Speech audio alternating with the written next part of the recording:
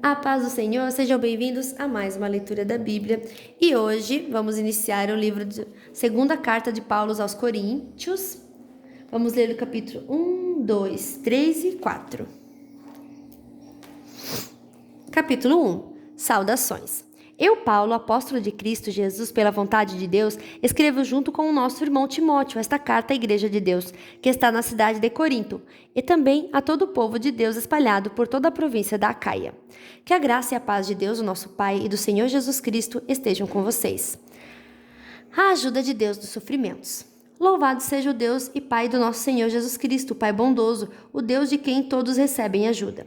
Ele nos auxilia em todas as nossas aflições para podermos ajudar os que têm as mesmas aflições que nós temos, e nós damos aos outros a mesma ajuda que recebemos de Deus. Porque assim como tomamos parte nos muitos sofrimentos de Cristo, assim também por meio dele participamos da sua grande ajuda. Se sofremos, é para que vocês recebam ajuda e salvação. Se somos ajudados, então vocês também são e recebem forças para suportar com paciência os mesmos sofrimentos que nós suportamos. Desse modo, a esperança que temos em vocês está firme, pois sabemos que, assim como vocês tomam parte nos nossos sofrimentos, assim também recebem a ajuda que Deus dá. Irmãos, queremos que saibam das aflições pelas quais passamos na província da Ásia. Os sofrimentos que suportamos foram tão grandes e tão duros que já não tínhamos mais esperança de escapar de lá com vida. Nós nos sentíamos como condenados à morte, mas isso aconteceu para que aprendêssemos a confiar, não em nós mesmos, e sim em Deus que ressuscita os mortos. Ele nos salvou e continuará a nos salvar desses terríveis perigos de morte. Sim, nós temos posto nele a nossa esperança, na certeza de que ele continuará a nos salvar.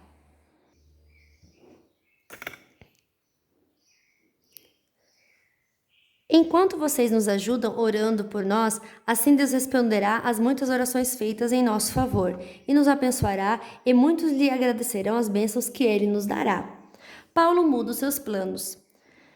É disto que temos orgulho. A nossa consciência nos afirma que a nossa maneira de viver no mundo, e especialmente em relação a vocês, tem sido dirigida pela franqueza e sinceridade que Deus nos dá, e também pelo poder da sua graça, e não pela sabedoria humana.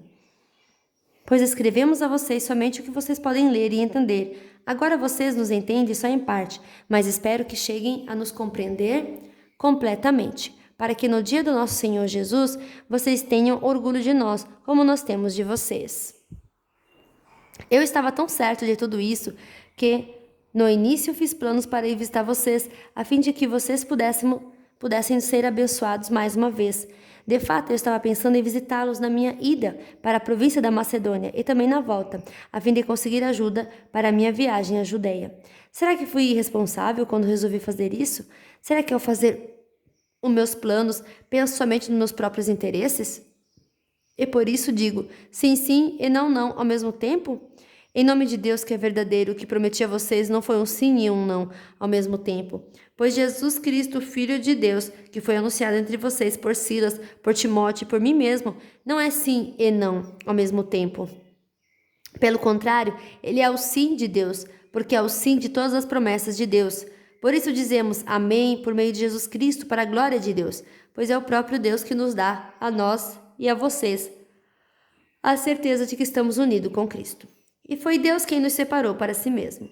Como dono, ele pôs a sua marca em nós e colocou no nosso coração o Espírito Santo, que é a garantia das coisas que ele guarda para nós. Eu chamo Deus como minha testemunha. Ele conhece o meu coração.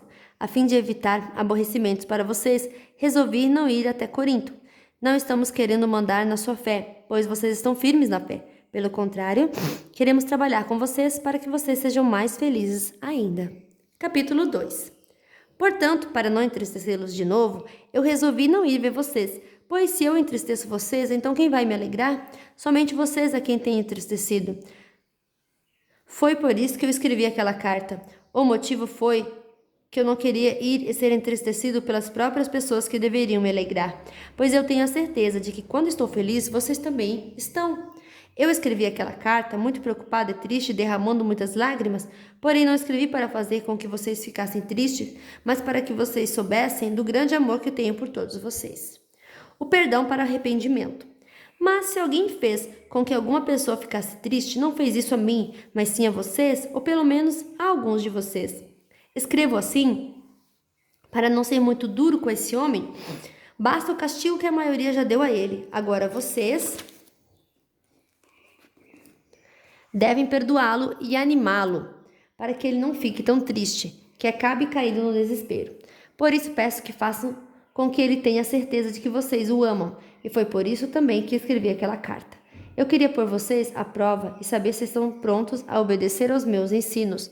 Quando vocês perdoam alguém, eu também perdoo. Porque quando eu perdoo, se é que de fato tenho alguma coisa a perdoar, faço isso por causa de vocês na presença de Cristo, a fim de que Satanás não se aproveite de nós, pois conhecemos bem os planos dele. A preocupação de Paulo em Troade. Quando cheguei à cidade de Troade para anunciar o Evangelho de Cristo, vi que o Senhor me havia aberto caminho para o trabalho ali, mas eu estava muito preocupado, porque não tinha conseguido encontrar o nosso irmão Tito. Por isso me despedi das irmãs dali e fui para a província da Macedônia. Vitória por meio de Cristo. Mas dou graças a Deus porque, unidos com Cristo, somos sempre conduzidos por Deus como prisioneiros no desfile da vitória de Cristo, como um perfume que se espalha por todos os lugares. Somos usados por Deus para que Cristo seja conhecido por todas as pessoas, porque somos como o cheiro suave do sacrifício que Cristo oferece a Deus. Cheiro que se espalha entre os que estão sendo salvos e os que estão se perdendo. Para os que estão se perdendo é um mau cheiro que mata, mas para os que estão sendo salvos é um perfume muito agradável que dá vida. Então, quem é capaz de realizar um trabalho como esse? Nós não somos como muitas pessoas que entregam a mensagem de Deus como se estivessem fazendo um negócio qualquer. Pelo contrário, foi Deus quem nos enviou e por isso anunciamos a sua mensagem com sinceridade na presença dele, como mensageiros de Cristo. Capítulo 3. A nova aliança. Quando dizemos isso, será que estamos começando a nos elogiar a nós mesmos? Porque, acaso, como acontece com alguns, nós precisamos entregar cartas de recomendação para vocês ou pedi-las a vocês? Vocês mesmos são a nossa carta escrita no nosso coração, para ser conhecido e lido por todos. Sim, é claro que vocês são uma carta escrita pelo próprio Cristo e é entregue por nós. Ela não foi escrita com tinta, mas com o Espírito de Deus vivo. Ela não está gravada em placas de pedra, mas em corações humanos. Dizemos isso por causa da confiança que temos em Deus, por meio de Cristo. Em nós não há nada que nos permita afirmar que somos capazes de fazer esse trabalho, pois a nossa capacidade vem de Deus. É Ele quem nos torna capazes de servir a nova aliança que tem como base não a lei escrita, mas o Espírito de Deus. A lei escrita mata, mas o Espírito de Deus dá a vida. Quando a lei que traz a morte foi gravada em placas de pedra, a glória de Deus apareceu e o rosto de Moisés ficou brilhando. O brilho do seu rosto já estava desaparecendo quando ele entregou as placas ao povo de Israel. Mas mesmo assim, esse brilho era tão forte que os israelitas não podiam fixar os olhos em Moisés. Se o domínio da lei veio com tanta glória, quanto maior ainda é a glória que acompanha o domínio do Espírito de Deus. A lei que condena as pessoas teve glória, porém muito mais glória tem o Espírito que traz a salvação. Pois a glória que antes era tão grande não é mais nada por causa da glória de agora, que é muito maior. De modo que, se houve glória naquilo que durou somente um pouco de tempo, muito mais glória tem aquilo que dura para sempre. E porque temos essa esperança, agimos com toda a confiança. Nós não fazemos como Moisés, que cobriu o rosto com o véu para que os israelitas não pudessem ver que o seu brilho estava desaparecendo. Mas eles não queriam compreender. E até hoje, quando eles veem os livros da antiga aliança, a mente deles está coberta com o mesmo véu. E esse véu só é tirado quando a pessoa se une com Cristo. Mesmo agora, quando eles leem a lei de Moisés, o véu ainda cobre a mente deles. Mas o véu pode ser tirado, como diz as Escrituras Sagradas. O véu de Moisés foi tirado quando ele se voltou para o Senhor. Aqui a palavra Senhor quer dizer o Espírito. E onde o Espírito do Senhor está presente, aí está liberdade. Portanto, todos nós, com o rosto descoberto, refletimos a glória que vem do Senhor. Essa glória vai ficando cada vez mais brilhante e vai nos tornando cada vez mais parecidos com o Senhor, que é o Espírito. Capítulo 4. Tesouros espirituais em potes de barro. Deus, na sua misericórdia, nos deu essa tarefa, e é por isso que nunca ficamos desanimados. Nós rejeitamos tudo o que é feito escondido e tudo que é vergonhoso. Não agimos de má fé, nem falsificamos a mensagem de Deus. Pelo contrário, agimos sempre abertamente, de acordo com a verdade. E assim as pessoas têm uma boa impressão de nós, que vivemos na presença de Deus. Porque se o evangelho que anunciamos está escondido somente para os que estão se perdendo. Eles não podem crer, pois o Deus deste mundo conservou a mente deles na escuridão. Ele não os deixa ver a luz que brilha sobre eles, a luz que vem da boa notícia a respeito da glória de Cristo, o qual nos mostra como Deus realmente é. Pois nós não anunciamos a nós mesmos, nós anunciamos Jesus Cristo como Senhor e a nós como servos de vocês por causa de Jesus. O Deus que disse que da escuridão brilha a luz, é o mesmo que fez a luz brilhar no nosso coração. É isso para nos trazer a luz do conhecimento da glória de Deus, que brilha no rosto de Jesus Cristo. Porém, nós que temos esse tesouro espiritual, somos como potes de barro, para que fique claro que o poder supremo pertence a Deus e não a nós. Muitas vezes ficamos aflitos, mas não somos derrotados. Algumas vezes ficamos em dúvida, mas nunca ficamos desesperados. Temos muitos inimigos, mas nunca nos falta um amigo. Às vezes somos gravemente feridos, mas não somos destruídos. Levamos sempre o nosso corpo mortal, a morte de Jesus, para que também a vida dele seja vista no nosso corpo. Durante a vida inteira estamos sempre em perigo de morte por causa de Jesus, para que a vida dele seja vista neste nosso corpo mortal. De modo que a morte está agindo em nós e a vida está agindo em vocês.